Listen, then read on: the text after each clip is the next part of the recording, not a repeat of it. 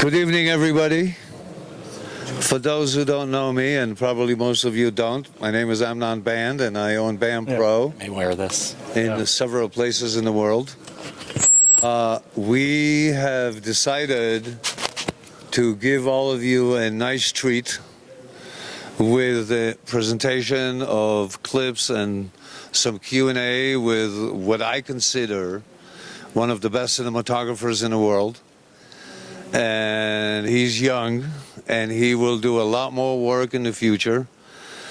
And I admire his work, and this is one of the reasons he's here. And of course, his lovely wife, Unjo Moon, who is a director and producer, and his son, who is in film school, so the whole family is involved.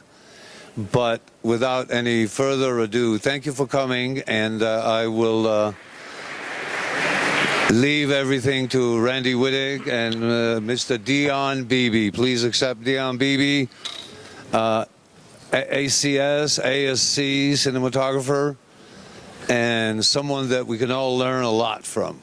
So thank you for coming. Thank you. Thanks, everybody. My name is Randy Wedick. I'm the CTO at Band Pro. We're a company based in Burbank and Los Angeles, and we kind of cover the world of camera technology, and we've also kind of passed the we've been involved in the digital transition and then now the kind of digital dominance of filmmaking. But we were around developing a lot of products around the same time that Dion was involved with creating films using this technology. So I'm really excited to talk about that. And I'm going to just run some clips on this back here just to kind of remind you of like kind of some of the work that Dion's famous for here. And I guess we should start at the beginning. You know, you say here in this thing you wrote to me, like, you know, it may look like I've made big movies, but I started out with small ones.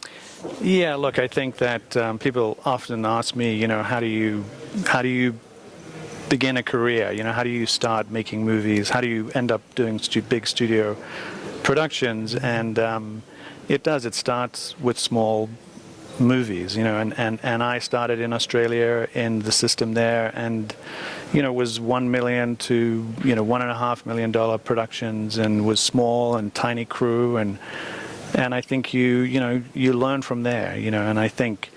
But it's something I often sort of talk about with young DPs. It's, you know, when you start on a movie, when you're beginning, and it's small and it's very difficult, and you know, these movies will often be the hardest movies you will make, you know, because you don't have the money, you don't have the experience, you don't have the crew, so you're going to sort of, you know, you're struggling to pull it all together. But at the same time, you know, these small movies will define you. You know, these will be as you arrive on the sort of platform and in the arena of cinema, people are looking and they're curious, and, well, what are you going to do? What are you going to bring? And so these small movies that are so difficult to make with so little, in the end, are very important. It's like, what were you forced to do, basically, when you had nothing, or like when you were up against the wall? What was the thing you pulled out? You know, that makes sense. That kind of defines things later. Exactly, and I think it's, you know, now we're in a very crowded field, you know, with digital photography, and it's very accessible, which means, you know, there are a lot of people doing it, you know, and doing good work. So how you come to the stage, how you sort of the work you do, and how you find a way to separate yourself from the many other people who are also shooting and doing great work. You know? Yeah. Do you remember any tricks or any like scenes from like your very early work that you feel like made a fingerprint on the rest of your visual style?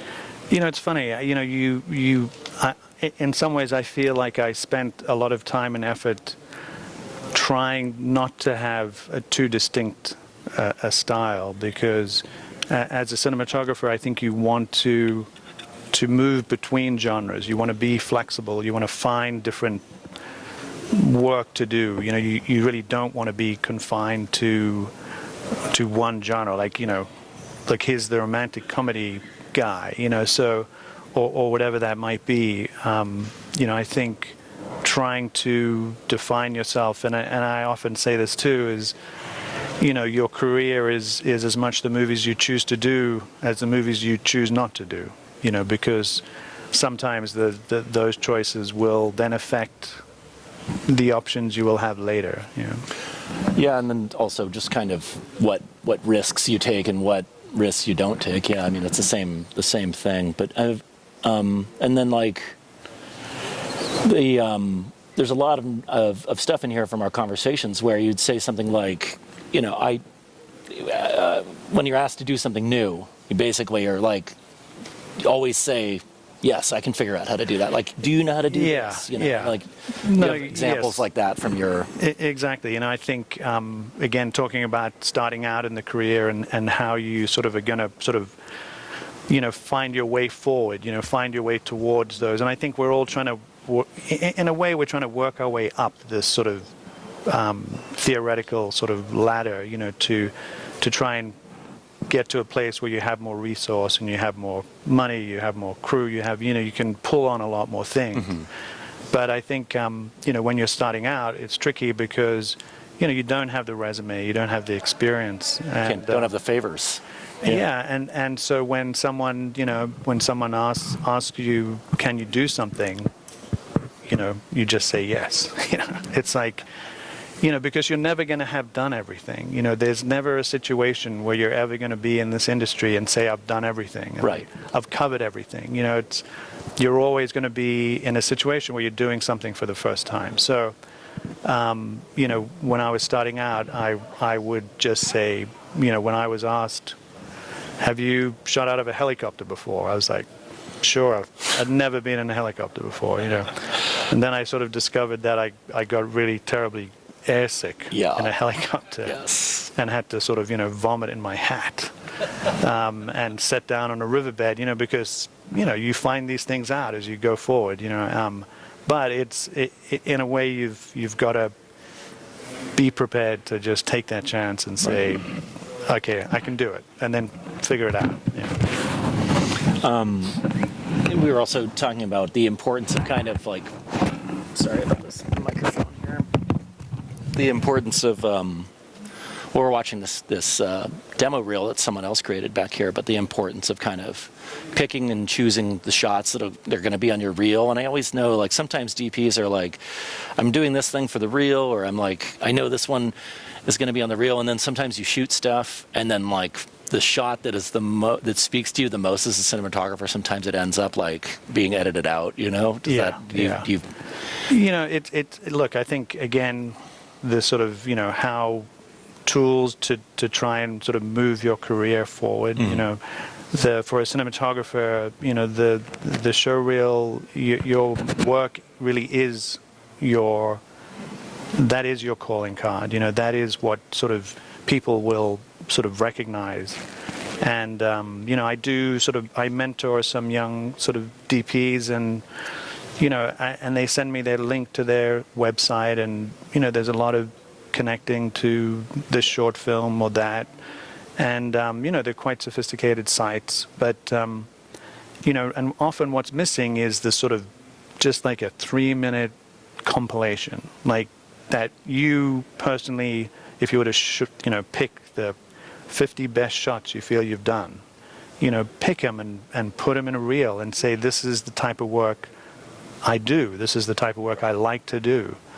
And it's amazing, you know, how even, you know, we all know we consume media very fast, and expecting someone to navigate a website seems simple enough, but we can watch all of your films like in order, in their entirety. Like you should direct them. 3 minutes, you know, just click this and you see my work. You get an idea of what I do. And, and also sometimes the people that book you on these jobs, they need to see the actual shot that they have in their brief. They need to show a car that's in a car chase, or like a car that's not in a car chase or something. But I think just sort of being able to, you know, give a quick sort of reference of the sort of work you want to do. Mm-hmm. Yes, you can have a link to all your ads or all your short films or features or television, but I think just there's a real value in having that sort of just abbreviated, something that you curate yourself, you know, this abbreviated sense of what your work is. You know, Right. and that's something you need to update all the time. But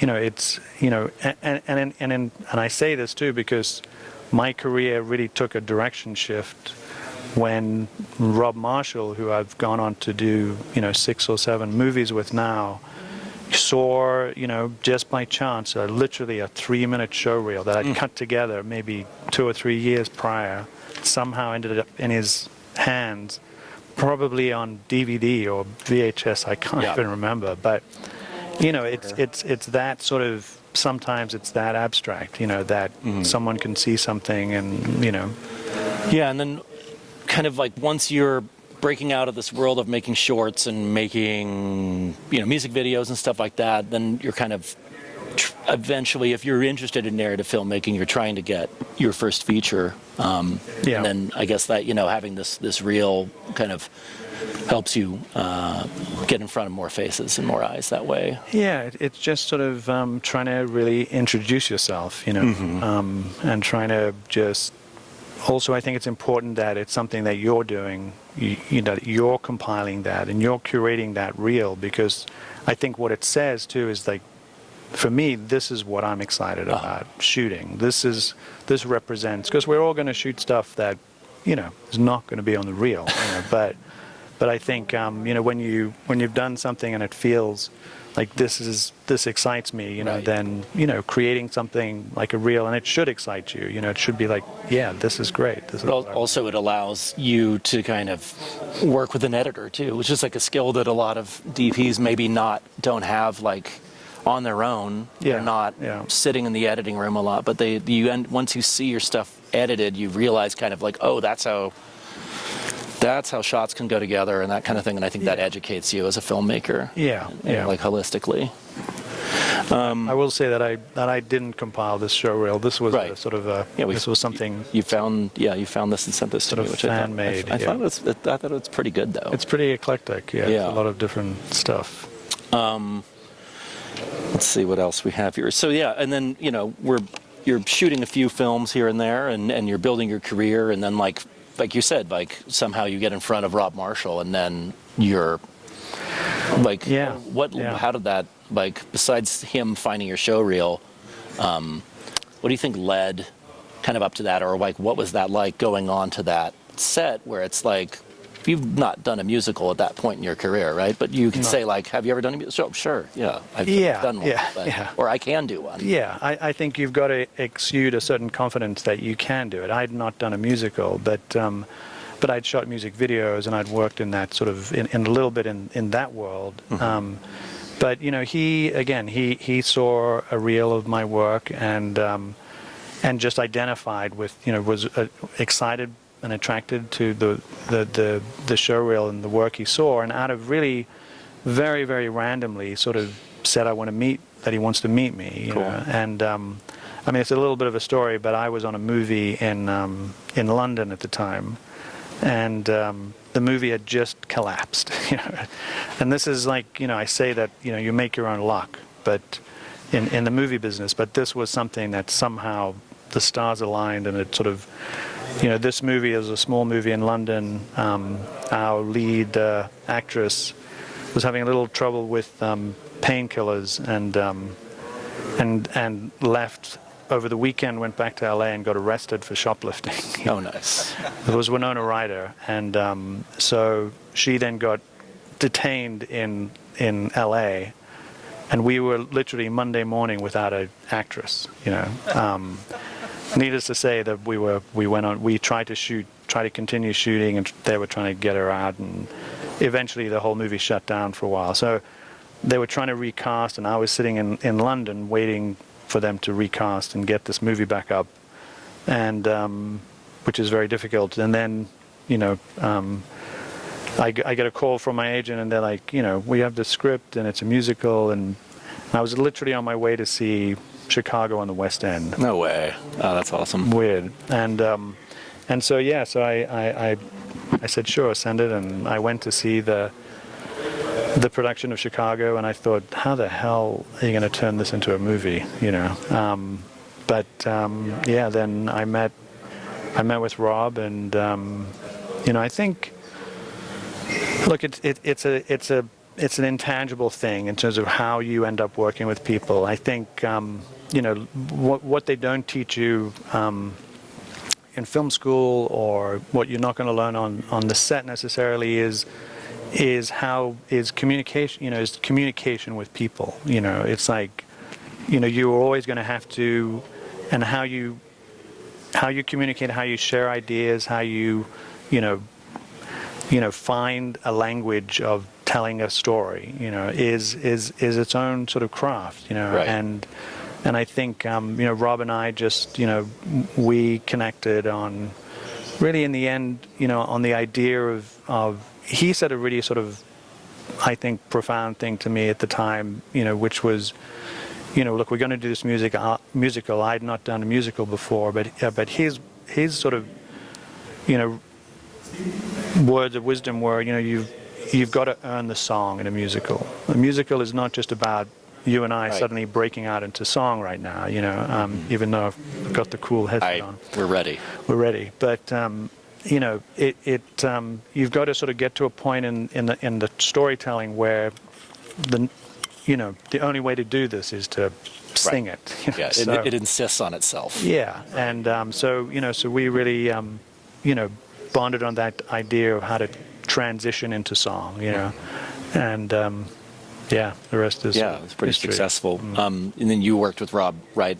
Basically, again on Memoirs of a Geisha.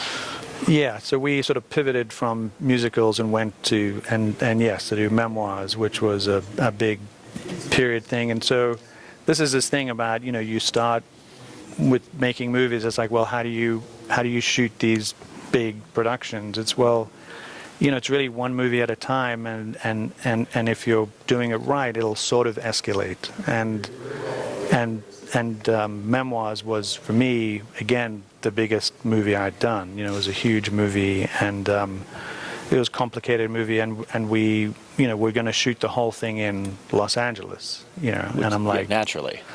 it's Japan in the 1930s. I'm like, we're going to shoot in Ventura? I'm okay. So we did, and I'm going to bring up some of these pictures you emailed me, and let's talk about this enormous setup here. okay. Yeah. Oh yeah, there you go. Yeah. So that is the sort of start of Memoirs. An empty field in the middle of a lot in Ventura under the beating Californian sun. And this is a story that is basically hinges on, is told through the season. So it's about this girl growing up, and seasons are very much the story, how the story progresses. So California only has one season. Yeah. Which is hot. sunshine, summer, and so we basically devised this plan with this amazing these two amazing sort of crew members that I met and started working with in the U.S. My gaffer, John Buckley, and my key grip, Scott Robinson. And, and this is, that thing about, well, again, it's like, people say, well, how do you tell these big stories, and how do you encompass these massive sort of productions and sets? And it's like, sometimes it's just listen, just listen to the people around you, find that help, find that experience, because you're not going to have it all yourself. Right. And this was very much, this was a massive idea, which was, we're going to build this village, and then we're going to silk the entire village, And we're talking, pretty much like 2 football fields in size. And this is one, enormous super rag. This is the biggest silk that's ever been made in Hollywood history. I think it's right? the biggest made, and it'll be the biggest ever made, because no one's ever going to be stupid enough to try and do this again, Right.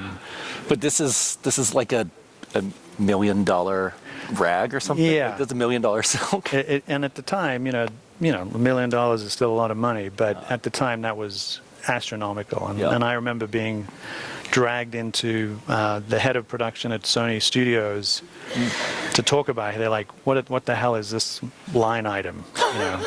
like, what the hell is going on here? And had to try and, explain that what we were trying to do. It's like, just do it in post. I'm like, I cannot get rid of the sun in post, So it was a real pitch to try and convince them that this was the way to go, and that they should spend this money. And the only way he said yes was that I had to guarantee him that it would work. And I'm like, I guarantee you it'll work. I'm like, And then, immediately walk out of that meeting and call your gaffer and grip. And of course, literally day one, we started shooting with the silk out. Wind picked up, and it started to tear. And it was designed very, very cleverly, in terms of for the wind to come under it and go through it, and it was stitched in a way that, as it tore, it would hit a seam and stop. So we survived that event. Oh, this is where I think we have to start dancing. Yeah, this is the music video. The musical portion has happened. It's arrived. We're gonna both sing a little bit. Yeah. But I think you can hear us through the headset. Yeah. So. I think we'll keep talking. But this is some pretty heroic work by your rigging grips and stuff like that, right? Like, and it's like G&E, those guys are just such the soul of image making. I after shooting stuff myself and like looking at film from the outside, you think like a cinematographer is just like this lone hero that just like, creates shadow and light out of nothingness. But then like you work on a film and you work with these guys and they're like kind of like somewhere between like a artist and a construction worker or something like that. No, but they're so important. And look, and that was that was a really bold vision, that took a lot of people to really achieve. And I'm without those two guys and this extensive sort of rigging team, and it was literally like sailing a ship every day. There are people on the lines pulling it in, letting it out. It's like, but it allowed us to shoot this movie and to sort of create these seasons. Every day we shot. You could like rotate things around and kind of open up sections and that kind of stuff. Yeah, no, we were able to do so much. Yeah, I have a still from inside here as well.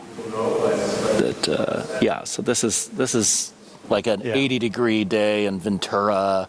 With like. Well, this one was actually taken at night. Okay. And we were able to shoot at night, either night for night, or we would go into night work and we could still shoot day work because we were able to light the top of the silk. How much sky. Like electricity are you using to light the top of this? This is pre-LED, right? Like this was all 35mm film anamorphic, right? So a lot of light. Yeah. We had the Beebe lights. Not sounds familiar. I had to get there. Not me, but I think we had 4 of them, and they're like, I think it's like 6, 8. This entire 6Ks on each. This entire time, I had the misconception that you had created the BB light. Yeah, I often, depending on the crowd, I sometimes take credit. Right. So I'm gonna jump ahead into talking about new technology, and this is kind of like a little bit of where the worlds of BandPro and you intersect a little bit, because this is talking about your, like, we have a director like Rob, who you said is like, he really works with the story, he really works with the actors and the beats and the moments, and then you have a kind of a opposite number director like Michael Mann, who's just super detail oriented, and he's like kind of has the whole movie prevised in his head a bit. Yeah, and that's the thing is, and look, it's what I love about the craft. Is depending on who you team with, the process will just be so different. And working with Rob, who is not terribly interested in the technicalities of what he's got a very good eye, he knows what he wants, but he's not really there to discuss whether we're going to be anamorphic on what sort of lenses or I'm going to show this, if I can show this in full screen, I'm going to show this little scene from Geisha that this you said was like basically shot on a sunny day in Ventura. Yeah. And this is a little bit of background replacement and then tons of it's all silk lighting under daylight, more or less. Under daylight, yeah. So literally just to the edge of our frame was the beating sun hitting the ground, and, so it was actually quite hot in there.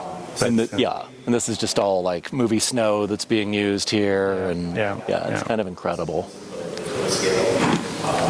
All right, and then moving on into talking about digital technology. So, I mean, this is kind of like where I got super interested in your career. It's like because I'm a huge, like, long-time Michael Mann obsessive, and the films that you started to make with him, like Collateral and Miami Vice, are just so interesting to me that they involve kind of like digital imagery. A lot of it shot at night, and kind of the ability to cast your location as a character in a way, that's kind of and around this time, like, BandPro was super involved in developing the Zeiss Digiprimes and like cinevising F900s and working with all that stuff. So, but you were telling me that like some of the people don't know about Collateral. It's like a mix of many formats,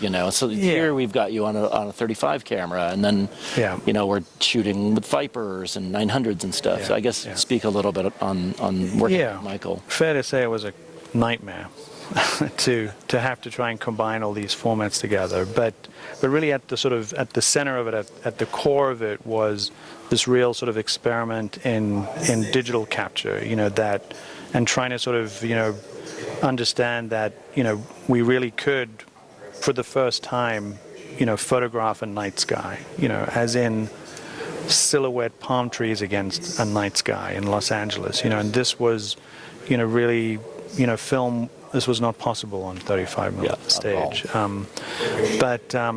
so with it came this cumbersome tech, and I just want to say I'm probably the least technical guy in this, or woman in this entire room, but this was, again, going back to the idea of, someone says, can you do something? You're like, I can do it. Digital is so easy. And it's pretty straightforward, and I can do that.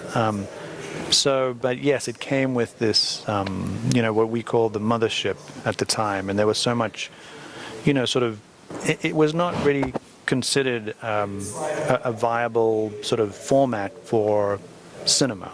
It was a broadcast format. It was a These are like 2/3 inch sensors. They're 11mm diagonal. They're really small sensors. They have deep depth of field, but they're capable of really deep depth of field. Exactly. They're capable of really close focus, and they have a lot of in the digital imagery inherently. You can kind of create some tension with this digital grain or noise that you couldn't get with. It was just unexplored sort of territory in terms of what could be done with digital cameras, and the industry at large at that point were not that interested in trying to sort of involve digital cameras in the world of cinema, which was all film.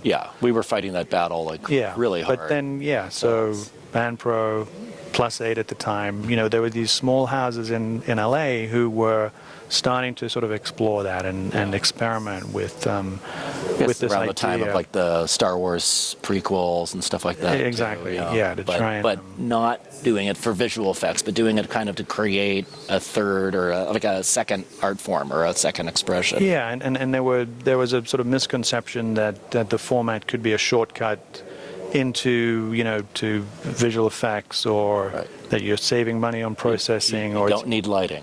And it's easier, and there was none of those things. It was so much harder to shoot like this at the time than it was to shoot on film. Yeah, because you're like the amount of dynamic range that you have now on like the latest cameras, is literally, it's just, my iPhone. It's like or your iPhone. It's like it dwarfs the amount of dynamic, range that you had on an F900, where you've just like you were telling me, like you have a very, very narrow range where it's like, can we bring in like 16 more soft lights and put them like 50 feet away and just kind of like barely raise these levels up, kind of like really tune into this waveform monitor and get it just perfect. It was really sort of at that point a science, and this is the other thing is with technology. I think it's easy to be sort of drawn to technology, but I am sort of almost anti-tech. Ended up in these positions doing these highly technical films because I sort of have a certain disregard for the technology. I think certainly you can never let the technology lead the conversation, and unfortunately something like this, when it gets that cumbersome and gets that complicated, it's going to be part of the conversation all the time because you can't move quickly when you're tethered to that thing. But this is kind of almost like like an insurance obligation at a certain point, right? This is not exactly like your ideal setup, but they were like, you need not only 2 masters, you need 3 masters to be made simultaneously. Yeah, so we're all always tethered, and we're running, unless we're on the F900. So we were on Thomson Viper broadcast cameras, which were modified a little bit in F900s for whenever we went untethered, and 35 mil. So it was a real mishmash of, and Michael, God love the guy, would just go from Thomson Viper, that highly tweaked, plenty of gain, and want to be on a 35 mil camera with a Frazier sort of scope on it, which is like a T11. Right. Totally light it completely differently, or just say let's just shoot it and make it work. Yeah. So you roll with the punches a little. Right. Yeah. I mean, that seems as if this kind of also speaks to this other thing you were talking about of kind of creating environments that people can be in and shoot in as you create light. It's sometimes if you have a director that's going to come up with new ideas on set and rapidly change things, that it's helpful to kind of create a lighting environment rather than light just one shot. Yeah, I think certainly for me, as I've had gone through my career, and what I really try and sort of strive towards is creating an environment for the director and for the actors that gives them a certain freedom to work, and sometimes you're working with big soft units or lots of scrim, and you can take up a lot of room on the set. Or we have great sort of units, and we can go small, and we have great sort of range and sort of ISO on cameras. So now we really have this ability to take everything off the floor, to really sort of utilize lighting that it's all running through the desk, and it's really sort of digital has really changed a lot in terms of how we work and how we light, and I think a lot of young sort of DPs coming up have had that advantage, right, where you're. It's always been there. Where you can always shoot at 3,000 ISO. Or and you can just tap a few buttons and change the color temp, and which is great. And I think it's just we're better for it. The technology for sure.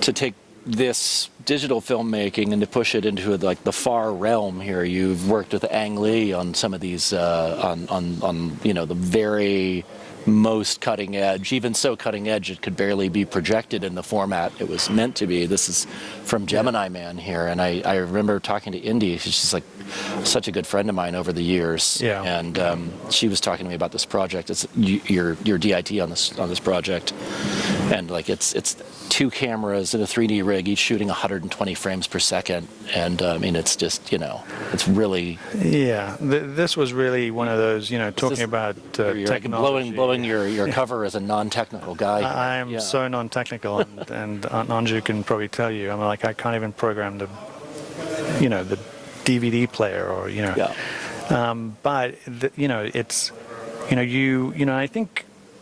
Technology again. It can overwhelm, and if you let it, the technology can overwhelm the process. But I think it's really important to remember, what you're trying to achieve. Why are you carrying? Why are you pulling all this technology with you? What is your end goal? And trying to sort of And this was this is a situation I would not wish on anybody. Except maybe Ang Lee or maybe Jim Cameron, but this was so technically cumbersome to try and, run cameras, stereo cameras at 120 frames constantly, and at 4K, and it was just like every day was trying to get the rig to work, and it's overwhelming, and so I think that's also a thing when as a cinematographer, or when you're trying to make decisions about how I'm going to make something, or how far do I want to go with the technology, is just know the story, know the people you're working with, and if it's not going to be a good fit, I think you can sort of make that call. It's like don't do this, right, necessarily. Yeah.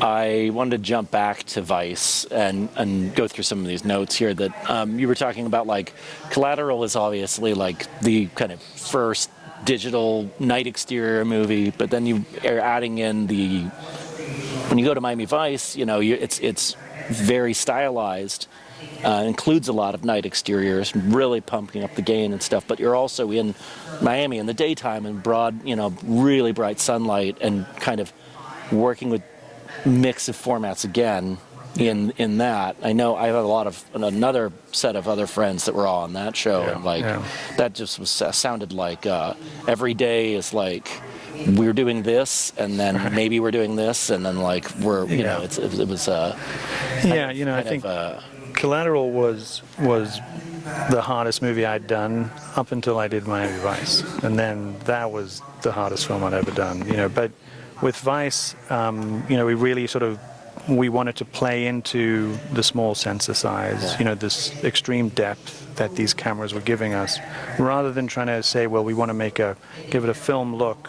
We really sort of said, okay, well, we can play this deep focus, and so that we really wanted to explore that idea. So the day exteriors, where at a 16 stop, we're trying to get as much of this crazy, visceral sort of depth to the image as possible,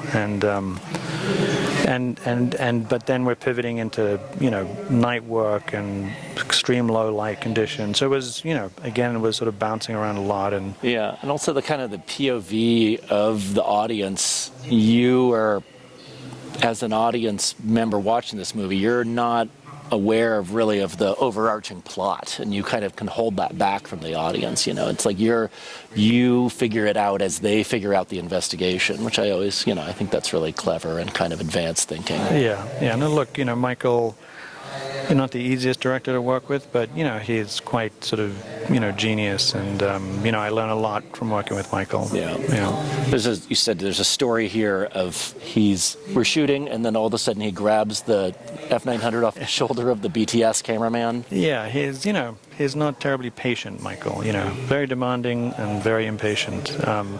So we're trying to get these rigs, the sort of Viper rigs, into the boat, and running recording decks underneath into the hull, and it's time consuming and difficult, and Michael's like, fuck it, I'm just gonna. So he grabs the EPK camera off the guy's shoulder who's next to us, and all this R&D and all this work we put in, he grabs the F900, grabs the actors, gets in the boat, and just takes off. Okay, I guess that's how we're shooting it. Sometimes that's what's going to happen, So it's like, you can plan and you can, want something so much, but at some point you're just going to roll, Absolutely. And then, it sounds like you've kind of built up this filmmaking family, and you've worked with Rob a lot over the time, but you were saying that like the kind of final thing that you're really into of like the ultimate step of your career is like including your family in your own work here. Well, again, it's, I mentor some younger cinematographers, and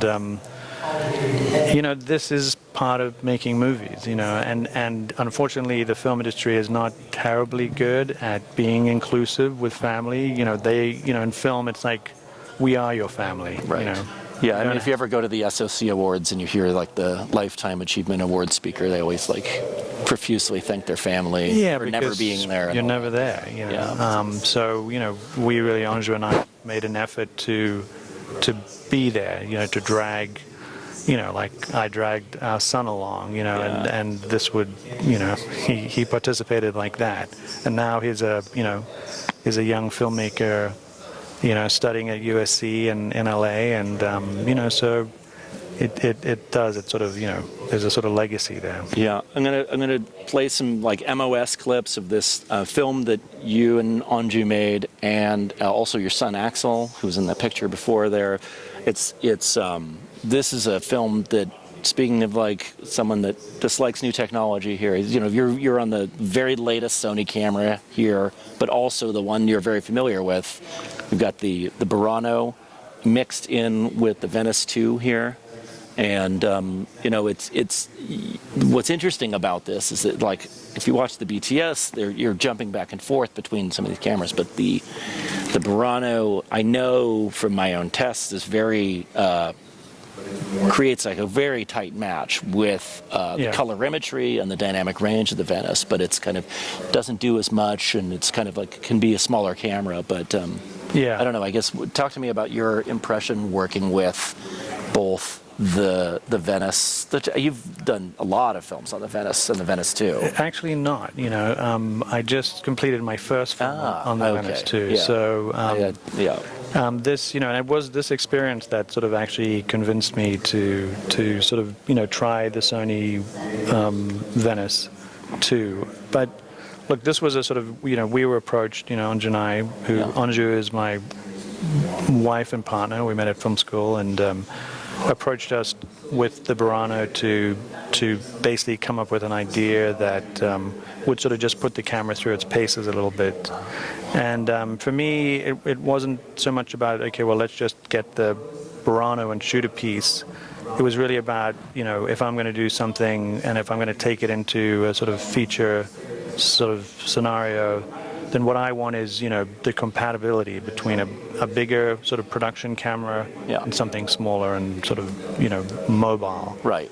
So this exercise for us was about sort of combining the Burano with the Venice 2 and really trying to, we use a lot of sort of saturated colors and big lighting units. Yeah, it's definitely a performance test of like two cameras that say they match, and then you like use all these crazy saturated colors, high contrast environments, and they actually do. So that's kind of interesting in that way. No, so that and what and in the end, it was it was pretty convincing for me because But like a Venice has got, it's not going to be completely replaced because you need this kind of base station camera that's got all the outputs for all the different departments, and it's got, it's much more robust in terms of image quality and frame rates. But it's nice to grab this other camera and shoot with it. Exactly that, and that was the sort of really the exercise here, and I think it, I was impressed and I think we have even a few more minutes left to engage in Q&A if you would like to jump off that. Sure. That with me. When you guys do the Q&A here, do you walk around with the microphone? Okay, yeah. So that is the basically the run-through of the presentation, but the important thing, I guess, is the dialogue with filmmakers. So if anybody here has some questions, we'd love to entertain them and maybe even answer them. Yeah, I'm not going to answer any questions. Okay, no questions. I'm kidding. No questions. Hiya, I just want to say I really loved The MEMOIRS of a Geisha. Such a beautiful film, wonderfully shot, the lighting is incredible. Thank you. I wanted to ask, when you were basically rising in the industry, what was your biggest challenge and how did you overcome it? Thank you. Look, I think, as a someone starting out, I think the biggest challenge for a young cinematographer is how do you get your first feature? How do I, because, the one thing about cinematography is it's the area in the sort of filmmaking process where no one wants to necessarily take a chance. They want to know that you can deliver. And if it's like, you haven't done a feature before and it's like, well, how do I know you can do this? So I think there's a certain sort of, you have to come at it with a certain sort of confidence in saying yes to stuff and convincing people that you can do it, even though it's literally the first time you're going to do it. And that, and I think that the key to that is is identifying people you work with who can really help you, who have more experience, who have great advice, and then trying to work with those people, trying to incorporate them into, because when you're starting out, I remember my first feature. I was young. I was so green, and I tried to hire as many experienced people as I could, and try to learn from them. There's this sort of sometimes this idea that you sort of just got to go in with bluster and try and fool everyone, and yes, sometimes you do, but it's also important to see the good idea in the room, to learn from the people around you, and that's how you can manage any situation, and no matter how big or small, and I think memoirs, and I think doing that crazy giant silk was part of that. That wasn't just me, that was me sort of incorporating and including the people that I was working with, and that'll help you make bold decisions, but it's also just trying to do work that will stand out. It's really being bold and taking chances is key. Another question? Yeah.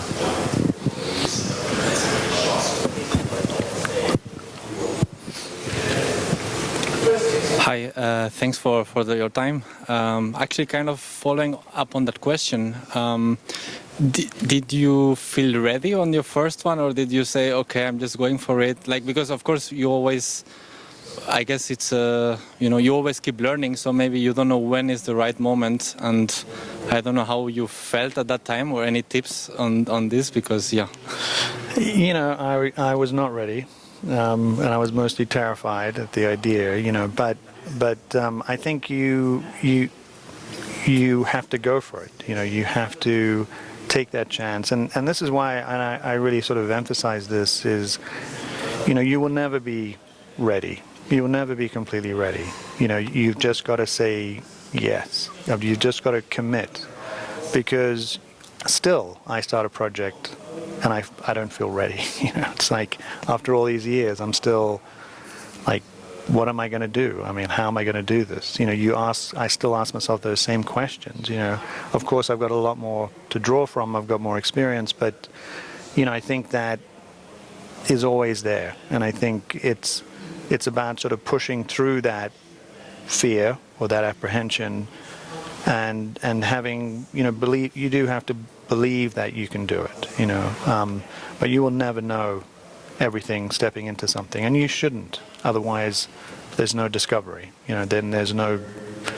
That's the magic of making a movie. Every time I do one, it's completely different. The one I've just finished was, so many things I'd never done before and experienced, and found myself standing on set like, what am I going to do now? Just don't say it out loud, So, but you certainly think that,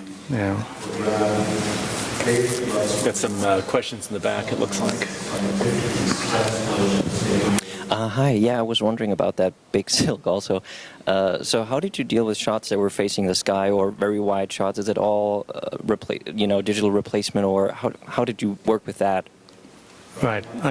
I can't see it. I'm just going to look generally out, but yeah, it like the shot that you ran, yeah.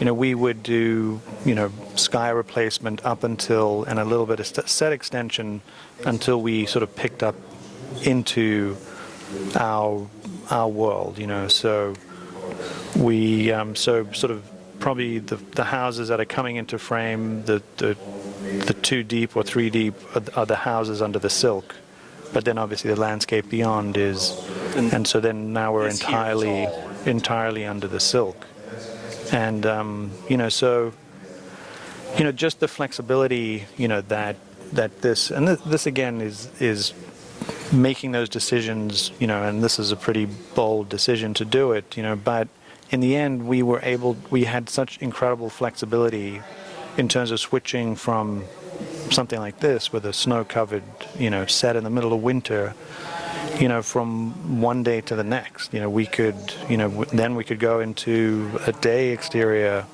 in the middle of, in springtime, with changing and redressing. But it's really sort of, you've got to look at that big picture, when you're going to make these sorts of big calls, and that was a big call.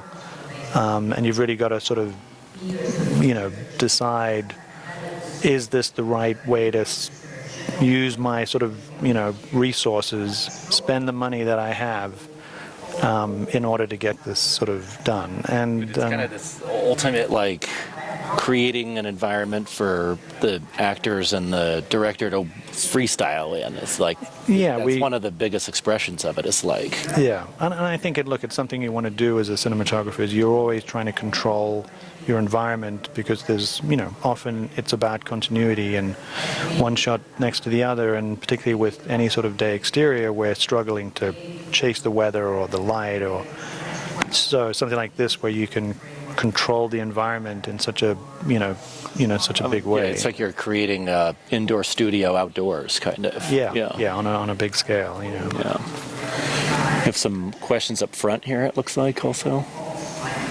Or also in the back.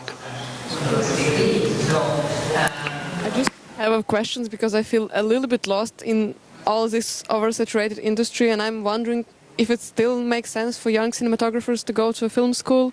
Should they just start working? And I have seen a lot of people who graduated very good film school, and what they do afterwards, they work on really shit series, because the market has so much people and so less jobs. So yeah.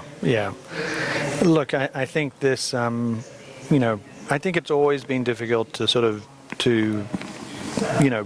step your way up the industry. It's a demanding, it's a difficult industry, and it's and trying to sort of establish yourself and prove yourself and separate your work from other people is always hard. But I will say that with digital photography, and with the fact that we are now at a place where the technology makes it more accessible, for people to shoot. We have, amazing cameras with great sort of resolution and great sort of sensitivity, and, where we can go into environments. I mean, I could sit here and I could photograph all of you without turning on another light, and this was unthinkable when I was starting out. You had to really plan for this and be ready and get your levels up. So there's a lot of accessibility that the digital technology has, given us. But yes, it is saturated, and in terms of people wanting to shoot.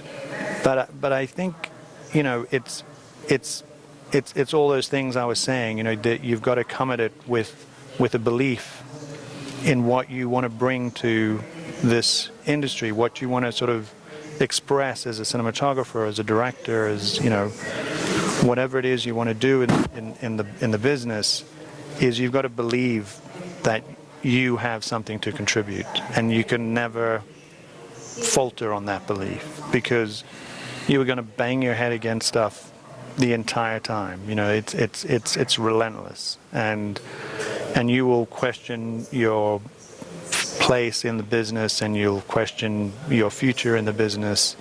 But I will say this: there's no one that I've worked with or met or sort of collaborated with that didn't go through all of that. That didn't sort of have incredible doubt or work as a waiter for 10 years before they got their break. So I will say that there's a sort of persistence, and there's a belief that you have to have. Otherwise, you're not going to make it, basically. We have some questions up front here, it looks like, as well. I know this gentleman in the middle here had his hand up for a while. I think he raised it first. Okay. So, hello, I'm a huge fan of Edge of Tomorrow, one of my most favorite movies of all times. How do you incorporate, you scratched a little bit on that, this balance, personal life balance with work, and also how much time do you spend on a production from start to end? Yeah, I mean, the time on set has changed over the years. You know, I was doing movies when I started in Australia, which would be, you know, 2 weeks of prep and 4 to 5 weeks of shooting, so pretty quick. To now where it's, you know, probably a year, you know, from, you know, it can be 4, 5, 6 months of prep, and it can be 7, 8 months of shooting. So it's a very different scale. But, you know, it's in truth, it's a lot of sacrifice, you know.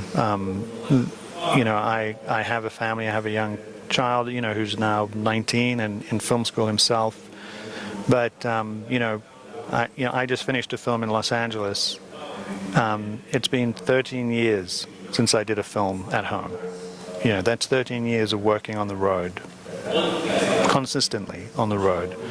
So, you know, that's difficult, and it really is a sort of we're literally like circus people, you know. And I think that's the other thing I think you're never really taught at film school or entering the industry is this is a nomadic industry. You know, if you are not, you know, if you can't find compatibility with that, with being away for months at a time, with missing, and as I did, every wedding in my family of every brother, or, you know, all that stuff, you know, that for me, you know, and you find a balance, you know, you look for that balance of how can I have a family and how can I do this, you know. I was fortunate that, you know, my wife, you know, we met at film school, you know, we've only known this world, we've only known this life, you know, so we figured it out, you know, as we grew up in the industry. But it's, I can't overemphasize how challenging that part of it is, you know. But I think, look, and I will say any relationship's ultimately challenging, but the film industry does definitely add a few twists and turns to that. Yeah. I think we have time for one more question. This guy had his hand up for a while here. Thank you. I was wondering, when you approach a new project, how much do you rely on references, and like what's your workflow with working with references and getting new ideas out? Yeah, you know, this is sort of an exciting part of the process for me. It's like you get a script, you read it, and ideas start to sort of formulate. And I very much try to start from scratch, you know, when I begin a new project, you know, because I don't want to sort of be pulling on sort of old ideas or things I've done before. And I try to sort of, you know, how can I sort of reinvent this, you know, not that you're ever necessarily reinventing something, but, you know, a movie like Edge of Tomorrow, you know, versus, you know, a musical, you know, there's such different formats and such different types of storytelling that, you know, I like to sort of start from this sort of 0 point. And then, yes, you know, it can be other movies, it can be sort of photographic references. It's a lot of different things that that sort of inform that process. But it's also accumulative. You know, I think you have an idea. You know, for me, a very important part of any movie making is the testing phase. You know, so with any project, I will do a lot of extensive testing, you know, to define the look, put it up on a big screen, you know, have the director, the production designer, the costume designer in the room, talk about that palette, you know, and fine tune it, you know. And so before day one of principal photography, you know, we are all agreed on how this movie should look, you know, and that, again, I think is sort of key, and it's key for anyone starting out, is really find your look, because now we're in a world of DIs and post and visual manipulation that can, you know, take your original idea and really sort of skew it, you know. So I think get everyone on board, convince everyone this is how you want it, this is how it's going to look. And you know, and hopefully it'll stay that way through that sort of post process. Thank you. Thanks. And I'd like to. Sure. We got to get this guy here, the mic, and then I think that's our last question here. Okay, thank you. No, just wanted to ask you, how do you decide whether to use more saturated colors or unsaturated colors in a movie? What's behind your decision about that? You know, that very much sort of depends on the story. You know, depends on the sort of subject and what we're trying to. You know, something like Collateral was a fairly narrow sort of color spectrum.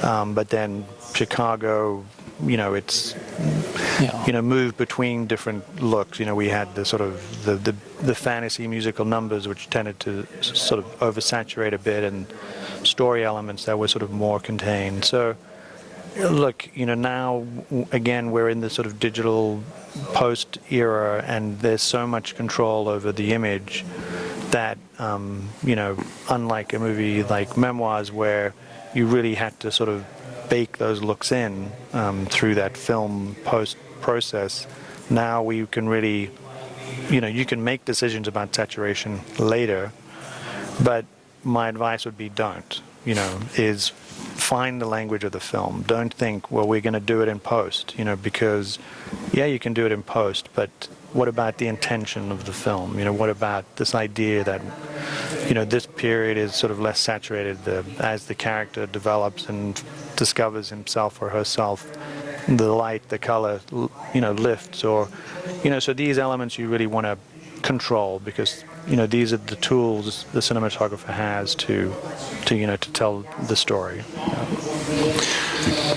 Thanks for all the questions, and thanks for coming to see this and listen to Dion. And if you guys are here tomorrow, you can come by the BAMPRO Europe booth and check out some of the technology as well. Thank you very much.